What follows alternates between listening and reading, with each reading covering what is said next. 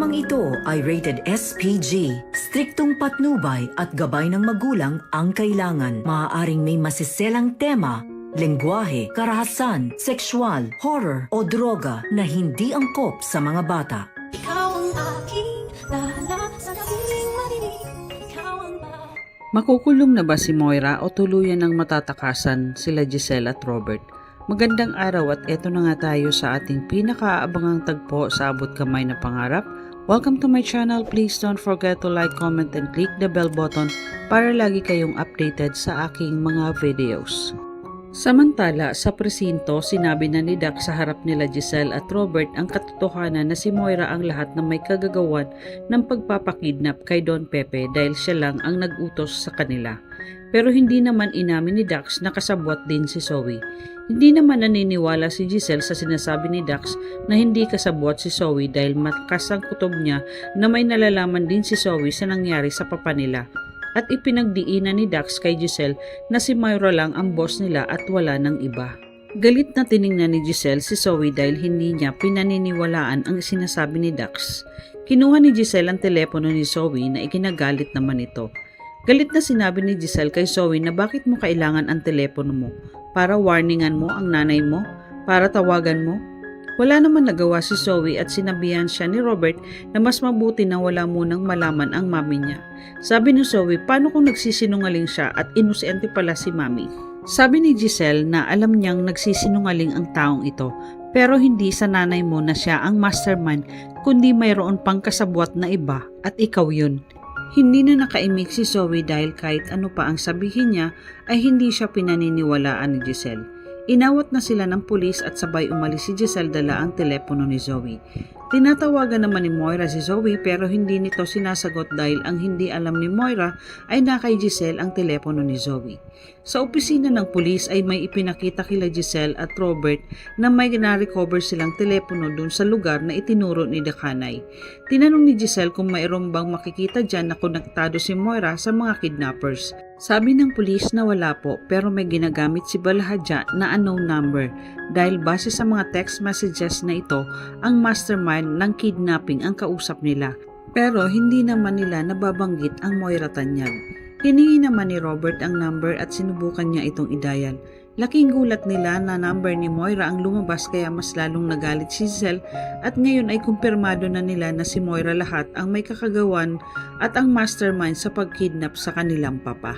Samantala, hindi naman hahayaan ni Zoe na hindi malaman ni Moira kung ano ang nangyari sa presinto kanina at gagawin niya ang lahat ng paraan kahit na kinuha ni Giselle ang telepono niya para pigilan siyang ipaalam kay Moira ang sinabi ni Dax. Kaya nakipagkita si Zoe sa mami Moira niya sa isang restaurant para sabihin dito na nagsalita na si Dax na siya ang mastermind at alam na ni Giselle at Robert na siya ang nagpakidnap sa lolo Pepe niya. Kaya ipinag-alala ito ni Zoe dahil tuluyan ng makukulong ang mami niya kapag hindi na ito nagawa ng paraan sa lalong madaling panahon. Sabi ni Moira na tinatawagan kita kanina pero hindi mo sinasagot ang mga tawag ko.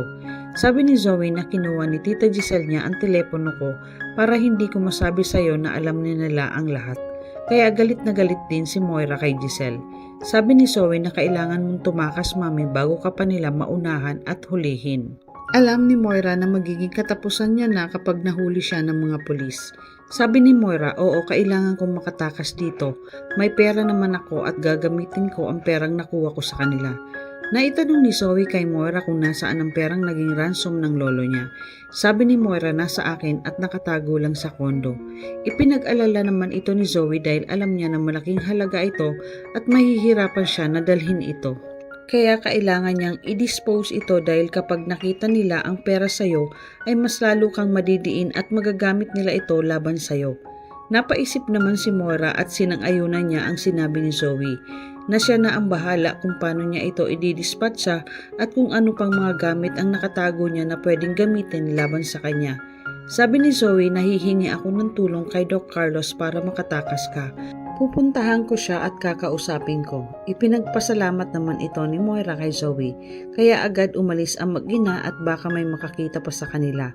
At kailangan na din ni Moira mag-ayos ng mga gamit niya para i-dispatcha ang pera. Samantala, sa presinto kausap ni Giselle at Robert ang pulis at tinanong nila ito kung ano ang ikakaso nila kay Moira dahil madami na silang ebidensya na pinanghahawakan ngayon na si Moira ang lahat na may gawa sa pagkidnap sa papa nila. Sabi ng pulis na inaantay lang nila ang warrant of arrest galing sa korte para mahuli na si Moira. Sabi ni Robert na dapat madaliin na para hindi makatakas si Moira dahil pwede niyang magamit ang pera na kuha niya sa atin. Naitanong naman ni Giselle kay Ubeng kung paano nila malalaman kung hawak pa din ni Moira ang pera. Maibabalik pa ba yun sa atin?